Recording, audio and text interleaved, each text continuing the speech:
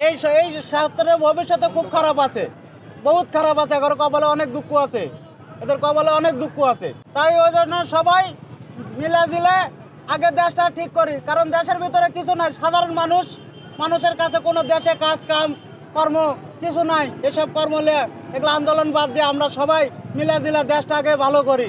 ভালো করার পরে তারপরে সরকারের কাছে যা দাবি দেওয়া আছে সব আমরা মনে করেন চিঠির মাধ্যমে পেস্ট করে মনে করেন যে ওখানে আমাদের পোস্ট করে দেওয়া হবে। তাদের কি দাবি তারা পড়ে তারা ফাইসালা করে দিবে, রাস্তাঘাট অবরোধ থেকে উঠায় নিক তারা।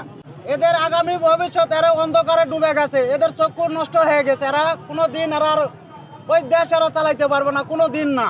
এই দেশ চালাতে হলে ওই যে ফার্স্টে আপনার একটা কথা বলেছি যে অন্তরের যে ময়লা আছে, হিংসা, এগুলো সব বাদ দিতে হবে। দেওয়ার পরে শান্তশিষ্টভাবে দেশ চালাতে হবে। যদি চালাইতে পারে তাহলে দেশ চালাক, আর না বলার দেশ ছাড়া দিক, আমরা জনসাধারণের দেশ চালাবো না। ওই ডাক্তার ইনুসক দিয়ে আমাদের দেশ চালানো যাবে না গো। আমরা নির্বাচিত সরকার চাই, আমরা নির্বাচিত সরকার চাই। প্রত্যেকদিন আমরা এই ঝামেলা আমরা পছন্দ করি না। আমরা দিন আনা দিন খাওয়া, আমরা একদিন না কাটলে পরের দিন আমার চাল কেনার টাকা নাই, আমরা কই পাবো এই টাকা?